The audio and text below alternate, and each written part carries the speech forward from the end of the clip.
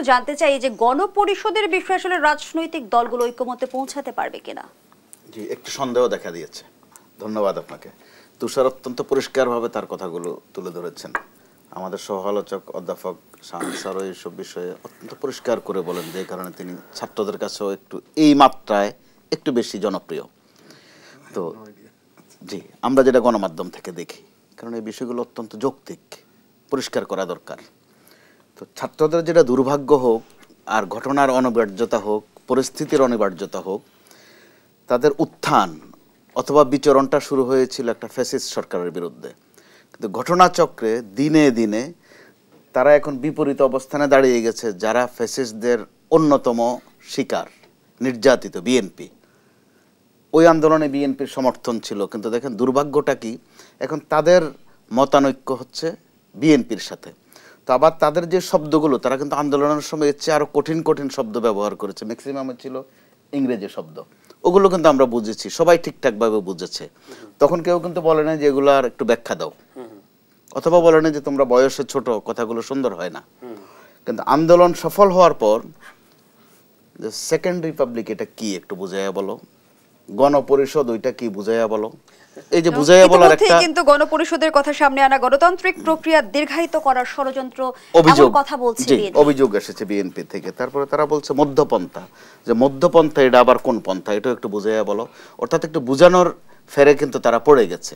তো এরপরও তাদের একটু ব্যাখ্যা অবশ্যই দরকার আছে, রূপরেখা পরিষ্কার করারও দরকার আছে, নিশ্চয়ই তারা করবেন।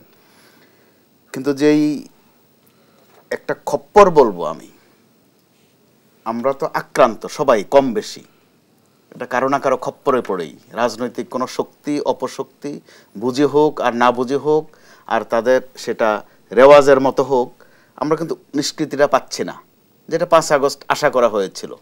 আপনি দেখেন 5 আগস্টের পর 3টা দিন দেশে সরকারই ছিল না, এরপরেও কিন্তু সমস্যা হয়নি। তার মানে এই নয় যে সরকার না থাকলে ভালো, অর্থাৎ বোঝাপড়াটা ভালো ছিল, ঐকমত্য বলতে যেটা বুঝাই সেটা ছিল। আরও পরিষ্কার করে বললে যে নিয়ত ভালো ছিল, সহি ছিল। এই ছাত্ররাও দায়িত্ব পালন করেছে, বিএনপি দায়িত্ব পালন করেছে ওই 3 দিন। এর পরবর্তীতে আমরা দেখলাম যে কিন্তু একটার পর একটা শুরু হয়ে গেল বিতর্ক, যে ছাত্ররা এখনো কারো কারো গ্রাজুয়েশন শেষ হয়নি, তারা কি করবে, অথবা তাদের কারো কারো ইংরেজি উচ্চারণ সুন্দর না। অর্থাৎ আমরা খেয়াল করলাম গণমাধ্যম থেকে যে কিন্তু গোলমাল শুরু হয়ে গেল। যখন তারা সংগঠন ঘোষণা করে ফেললো, নতুন নতুন কিন্তু ফেরকা বাজারে আসছে। তুষারে আগের চেয়ে আর একটু নাদুস নাদুস হয়েছে কিনা, পাঞ্জাবিটা ঠিক আছে কিনা, আগে কেমন ছিল পাঞ্জাবিটা, সার্জেস বিয়া করলো কেন, চুলচেরা বিশ্লেষণ যেটাকে আমরা বলি। এটা আসলে চুলচেরা বিশ্লেষণ না, এটা এক ধরনের খোঁচা। সার্জেস বিয়ে করলো কেন, আন্দোলনের সময় তো কথা ছিল না যে সে বিয়ে করবে। অর্থাৎ আপনি যখন বিতর্ক বাঁধাবেন, পর্যাপ্ত উপাদান আছে আমাদের, এমনিতে দেশে প্রচুর উপাদান আছে। এই রোজার মাস চলছে, তারাবি কয় রাকাত, সুন্দর মতো কেউ এটা কত ইম্পোজ করলে কাল থেকে সামনের সারিতে যারা থাকবে তাদের নিয়ে যেমন আলোচনা হবে, সমালোচনা হওয়াটাও তো অবশ্যই উচিত। এটা সমালোচনা, এটা তো খোঁচা, আক্রমণ করা, এটা সমালোচনা না। সমালোচনাও ভালো জিনিস, তাদের কাছে এগুলোর ব্যাখ্যা চাওয়া যেতে পারে, যে তোমরা এগুলো কি চাচ্ছ বলো, পরিষ্কার করো, চাওয়া যাইতে পারে।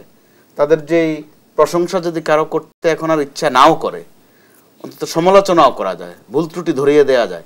কারণ আমরা যেসব ছোট্ট খাট্ট বিষয় সামনে নিয়ে আসছি বা আলোচনায় চলে আসছে, আর একটা বিষয় তো পরিষ্কার, তাদের রাজনৈতিক অভিজ্ঞতা কম, তাদের একাগ্রতা আছে, চেতনা শক্ত, তারা অত্যন্ত দৃঢ়তার একটা পাহারাদার, কোনো সন্দেহ নেই।